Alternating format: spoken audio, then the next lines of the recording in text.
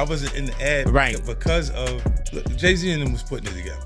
So I think they still harbor some energy towards me. You think you were purposely left out of the ad? That was 50 Cent pulling back the curtain on what Jay-Z allegedly did when the cameras weren't rolling. But here's the part no one's really dissecting. It didn't stop at a block commercial. According to sources, Jay-Z may have sent people straight to 50's mansion with one clear message: fall back and stay quiet. So how did this Cold War even start? To understand it, you've got to rewind all the way back to the roots, from how to rob to full-blown Roc Nation power. The year is 1999. Curtis Jackson is young, starving, and desperate to be seen. That's when he drops a record that permanently shifts hip-hop beef culture, the song How to Rob. And on it, 50 mockingly plots robbing nearly every major name in the game, including Sean Corey Carter, better known as Jay-Z. This wasn't some harmless joke. It was a loud declaration from an underground artist with nothing to lose and everything to gain.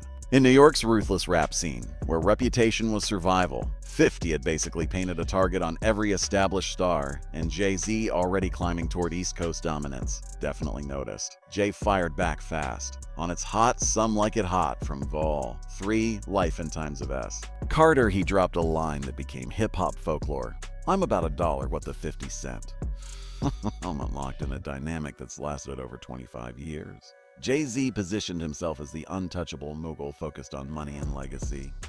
50 embraced the role of the relentless street challenger, daring anyone. Status be damned. The tension simmered through the early 2000s. During the 2003 Rock the Mic tour, where both artists shared the stage, Jay allegedly tossed subtle disses mid-performance and 50 reacted live.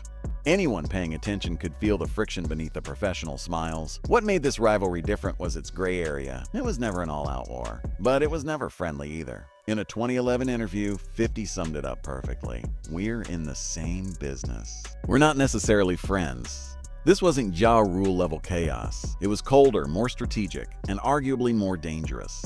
The mid-2000s added fuel. 50's explosion with Get Rich or Die Trying in 2003 and G-Unit's takeover overlapped with Jay-Z's so-called retirement after the Black Album.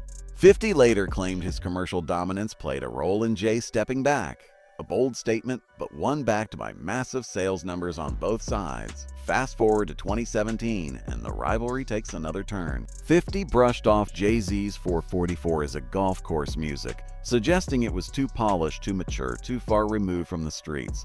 That jab hit deeper than sound. It questioned authenticity, implying marriage, and billions had reshaped the Marcy Project's hustler into someone unrecognizable. But the moment that truly exposed how deep this ran came in 2022, during the Super Bowl halftime show with Dr. Dre, Eminem, Snoop Dogg, Kendrick Lamar, Mary J. Blige, and almost not 50 Cent. 50 claimed Jay-Z, through Roc Nation, tried to block him from performing altogether, saying flat out, they didn't want me there. I wasn't in the ad because of Jay-Z and them was putting it together. So I think they still harbor some energy towards me. You think you were purposely left out of the ad? No. Okay. I don't think. I think that they were saying the NFL has some issues with me that I don't know what those issues are. Like, what is the issue? You see what I'm saying? The story didn't come directly from Jay or the NFL. It surfaced through industry conversations, chatter between associates, that eventually reached 50 himself. And you said, yeah, I talked to the big homie. You saying, told Jay, he was telling me, the white boy wouldn't do the truth without 50. I hit the homie, the big homie Jay-Z, right? And I told him to come pull up on me. And he pulled up on me, and he said, the white guy called for 50 Cent. What came out next was revealing. Eminem allegedly stepped in and forced the issue, making it clear the show didn't happen without 50. Shady aftermath loyalty outweighed industry politics. That moment perfectly summed up their rivalry. Jay operating from institutional power, shaping access through corporate influence. 50 relying on personal alliances and his willingness to air out whatever he uncovers. The contrast couldn't be sharper. Jay works within boardrooms and billion-dollar partnerships. 50 moves like a freelance disruptor, unbothered by burned bridges others wouldn't dare touch. Roc Nation's role as the NFL live entertainment partner gave Jay real leverage, and the idea that he used it against a rival showed just how sophisticated modern hip-hop warfare has become. 50's reaction exactly what you'd expect. And I'm like, that's when I start saying crazy stuff, because I look and I go, that's your big homie. Right? So he imaged himself after a gay painter. Big Okay. homie want to look like a gay painter. What are we talking about here? We were talking about Basquiat. He wants to look like a gay painter. The Basquiat reference cut deep. Jay-Z's image as an art collector and cultural elite is carefully crafted, and 50 went straight for it. By mocking Jay's admiration for Jean-Michel Basquiat, 50 was basically saying all the wealth and high culture couldn't hide what he saw as shaky authenticity. Classic 50 Cent. Identify what your opponent values most, then tear into it without mercy. This moment also highlighted where 50 truly stood. While Jay built Roc Nation into a global empire, 50 remained rooted in the shady aftermath lineage that launched him. And when the biggest stage arrived, it wasn't institutions that backed him, it was Eminem. Zooming out, the rivalry also intersects with Jay-Z's marriage to Beyoncé. Something 50 has repeatedly suggested reshaped Jay's industry power in ways unrelated to music. Look, when Jay signed his contract, the big one was with Beyonce. When he signed that contract, the marriage contract, he got trophies. Not I was wondering what you Those talking fucking about. trophies came rolling in, buddy. He started getting Grammys left and right, man. I mean, look, if you look at his career, 50's claim that Jay-Z's Grammy win skyrocketed after his marriage is one of his most provocative takes. True or not, the implication was sharp. That accolades came through association, not just merit. It struck directly at the heart of Jay's carefully constructed legacy. Then came the Netflix era and the alleged silencing attempts. By 2024, hip-hop's power dynamics shifted dramatically. As legal issues surrounded several major figures, 50 didn't just comment, he documented. His Netflix partnership signaled a new battlefield where feuds weren't settled with diss tracks, but documentaries. In December 2024, new allegations against Jay-Z surfaced through an amended civil lawsuit. An anonymous plaintiff claimed incidents dating back to 2000, alleging she was underage. Jay-Z strongly denied everything, calling the claims heinous, fictitious, idiotic, and labeling them a blackmail attempt driven by the plaintiff's attorney. His legal team pointed to major inconsistencies, timeline gaps, impossible locations, and Jay countersued for defamation and extortion across multiple states. On February 14, 2025, the woman voluntarily withdrew the lawsuit with prejudice, meaning it cannot be refiled. Jay declared it a clear victory, stating the allegations had no merit. Throughout it all, 50 stayed loud. His reaction to the allegations was immediate. "I gotta do a documentary on this ASAP," he posted, signaling he was ready to apply the same Netflix treatment to Jay that he'd used on others. He says, I gotta do a documentary on this ASAP. And he posts a picture of Jay-Z lighting, a cigar. Damn, they got your man Jay in the files. I gotta do a doc on this. And then he posts another picture of Jay-Z, wearing this particular outfit. Basically somebody who looks like he is about to go down. So 50 Cent is ready to work with Netflix. And I think Netflix would be open arms to this conversation because they just racked up 50 million views on the first documentary. 50 understood exactly where media had evolved. Using streaming platforms as leverage marked a new era of hip-hop conflict, one fought through documentaries, social media, and non-stop public opinion. For someone like Jay-Z, whose empire depends on image, corporate trust, and controversy-free partnerships, this posed a threat money alone couldn't erase. Then, in early 2026, millions of pages were released through transparency acts. Jay-Z's name appeared in unverified anonymous reports from past years. It's critical to note these were raw tips, not evidence, not investigations, not charges. The DOJ and experts stress that such mentions do not imply guilt. Many tips are hearsay or unfounded. No investigations followed. No charges were filed. Jay didn't publicly address them. Still, social media went into overdrive, speculation, memes, and claims that Jay had stepped back from public appearances, though none of that was confirmed. And just like that, the long-running Cold War between two hip-hop titans entered yet another chapter. Quieter, colder, and far more dangerous than rap beef ever used to be. What do you do to get thrown in that mix? What do you do, guys, to get thrown in that mix? To me, it's more so not what you have done, but more so, why is the betrayal starting now? Who is the target on his back? Why are they doing this to him? What is the sole purpose? What really gave 50 Cent's stance so much weight was his confident claim to the moral high ground. When he was asked whether he worried about that same level of scrutiny being turned back on his own past, his answer was classic 50, calm, assured, and unbothered. The contrast he drew was sharp and very deliberate. Whatever questionable moments existed in his history, he framed them as fundamentally different from the accusations facing others in the industry. Music by presenting himself as someone with nothing to hide, 50 strengthened his role as hip-hop's loudest truth teller and unofficial historian of scandal. That framing pushed him from being seen as just a provocateur into a self-appointed protector of the culture. In his view, calling people out wasn't about clout chasing, it was about shielding hip-hop from the idea that everyone behind the scenes was moving the same way. It was a smart repositioning that gave moral cover to what otherwise could have looked like straight-up music opportunistic trolling. Jay-Z's response to the situation, meanwhile, has reportedly been silence and a sharp focus music on business. The timing of several announcements lined up with massive moments like the Grammys and the Super Bowl, both music events where Jay-Z holds serious influence through Rock Nation. For Jay, the stakes went far beyond personal reputation. With deep investments and long-standing partnerships across entertainment, any prolonged controversy risked relationships that took decades to build. 50 Cent, by music contrast, had positioned himself in a lane where controversy only boosted his value. Speaking on topics others avoided had become part of his brand. And the hints of something darker happening behind the scenes, powerful figures allegedly taking extreme steps to protect themselves, added another layer to the story. Whether fact or speculation, music, those suggestions kept the spotlight locked on whoever 50 chose to aim at. The king of beef, 50 Cent's other legendary rivalries. To really understand 50 Cent's approach to his tension with Jay-Z, you have to look at his long history of conflict that's shaped hip-hop for more than 25 years. Curtis Jackson has collected more beefs than almost anyone in the genre. And his methods, sharpened through countless battles, show a strategy that goes way beyond simple trash. The rivalry music with Ja Rule stands as one of hip-hop's longest and most vicious feuds, stretching over 26 years from 1999 music into 2026. It all traces back to Southside Jamaica, Music Queens in 1999, when Ja Rule was allegedly robbed at gunpoint of his chain during a video shoot. 50 claims his associate was behind it, and that Ja saw him nearby but never confronted him. A moment 50 viewed as weakness and never let go. Things turned physical by late 1999, with a fight breaking out in Atlanta outside a hotel. In March 2000, a brawl at New York's Hit Factory studio left one of 50's associates stabbed.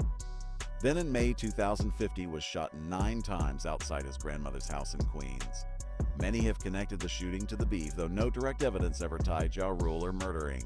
to it. After signing with Shady Aftermath under Eminem and Dr. Dre, 50 went full attack mode. Wanksta Music mocked Ya's pop-leaning sound, while a back down from Get Rich or Die Tryin' landed brutal, direct shots. The Hail Mary remix with Eminem and Busta Rhymes crushed his credibility. Ya Music Rule fired back with tracks like A Loose Change and a clapback, accusing 50 of snitching, but they couldn't compete with 50's cultural and commercial momentum. The fallout was career-altering. Ja Rule went from platinum hitmaker with songs music like Always on Time and Mesmerized to an industry punchline in roughly 2 years. Murder Inc. records music later faced federal investigations tied to money laundering and extortion, with pressure from the feud only intensifying the scrutiny that helped bring the label down. In 2013, Ja Rule admitted on Hot 97 that 50 had won the beef. Still, the pettiness never stopped. Around 2019, 50 bought 200 tickets to Ya's Vegas show just to leave the seats empty. He also relentlessly trolled the 2017 Fire Festival disaster, where Ya Music had been a promoter. In November 2025, Ja appeared on Carmelo Anthony's Music a 7 p.m. in Brooklyn podcast, saying the feud hurt New York hip-hop by dividing the scene. He claimed his catalog aged better and called himself the better rapper while trying to take a higher road. A month later, in December 25, connected to 50's documentary music work, Ja threw heavy shade on social media, calling 50 a dry snitch and teasing his own documentary focused on 50's controversial past. The beef with Rick Ross is another music-perfect example of 50's playbook. The origin was almost laughably petty. At the 2008 Bet Hip Hop Awards, Music Ross reportedly felt disrespected by the way 50 looked at him. 50 later claimed he didn't even remember Ross being there. Ross dropped the first musical shot in 2009 with a Mafia Music, referencing 50's child support music issues and a mysterious fire at his child's mother's house. 50's response was ruthless. In a video, he said, "I'm deciding to your life up, Rick Ross, for fun." Music he then released Officer Ricky, exposing Ross' past as a correctional officer, directly clashing with the kingpin image Ross had built. 50 also interviewed Tia Kemp, the mother of Ross' child, further attacking Ross' authenticity. His most controversial move came when 50 leaked intimate content involving Lastonia Leon, the mother of another one of Ross' children. That decision backfired hard. Lastonia sued for emotional distress, and a jury awarded her $5 million, a ruling that contributed to 50's music bankruptcy filing. Still, even legal and financial hits didn't slow the trolling. As of 2025, Ross has said reconciliation will never happen, while 50 continues mocking Ross music ticket sales and business moves. The conflict with the game started as internal G-Unit drama, and music escalated into real-world violence. In February 2005, 50 announced on Hot 97 that he was kicking Game out of G-Unit after Game refused to pick sides music in 50's beefs with Jadakiss, Fat Joe, and Nas. Game and his crew showed up at the station, leading to a shootout in the streets of New York. At least one person was injured. Game later described hiding behind trash trucks in the snow, slipping in Converse as shots rang out. The incident permanently changed how Hot 97 handled interviews music. Jimmy Iovine eventually paid both artists to appear at a press conference and squash things publicly. Game later claimed he got $2 million just to music stop saying AG unit. Even so, the tension dragged on for years, with Game eventually admitting that if he and 50 Music hadn't beefed, they'd be billionaires. The two finally settled things in 2016. Another iconic moment came with the 2007 sales showdown between 50's Curtis and Kanye West's music graduation. 50 was so confident he'd win that he promised to retire from solo music if Kanye outsold him.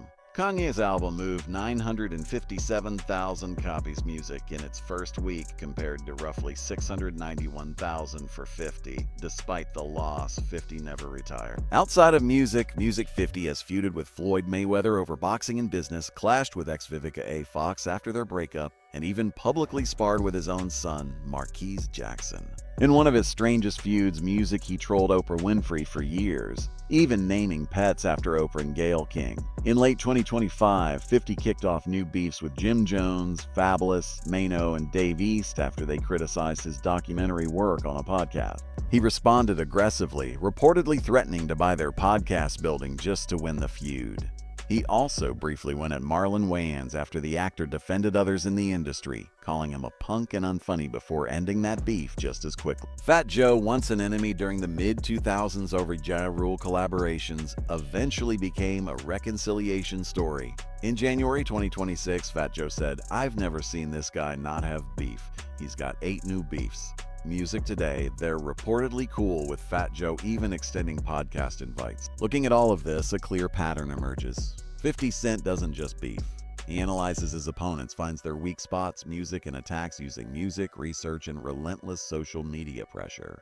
His formula hasn't changed in over 25 years. Identify the weakness, music, expose it publicly, never let up, no matter the threats or consequences, and declare victory whether the other side admits defeat or not. This strategy has ended careers, bankrupted labels, and forced powerful figures into music defensive positions they never fully escaped. He's been labeled the king of beef in year-end recaps, music with claims of more than 13 targets in 2025 alone. 50 himself admits the trolling is fun and keeps him relevant, but underneath the entertainment is something far more calculated. The Jay-Z situation is music, the ultimate test of everything 50 has learned. Unlike Ja Rule or Rick Ross, Jay-Z can't be beaten with sales, he's already a billionaire. Unlike Game, there's no internal label drama to exploit. Music that leaves one path, persistent questioning, documentary pressure, and the hope that enough exposure eventually reveals something damaging. Whether 50's campaign against Jay-Z succeeds is still unknown. But one thing is clear, Curtis Jackson has never backed down from a fight, no matter who he's facing. Music, and if history tells us anything, this rivalry is only heating up. The next months and years will show whether Jay-Z's institutional power music and carefully built defenses can withstand hip-hop's most relentless provocateur, or whether 50 Cent adds another name to his long list of rivals. Music in a genre built on authenticity and standing on your words. 50 has proven time and again that he's willing to go further than anyone expects, and that unpredictability might just be his most dangerous weapon yet. Thanks for watching. Check out the other cards on screen.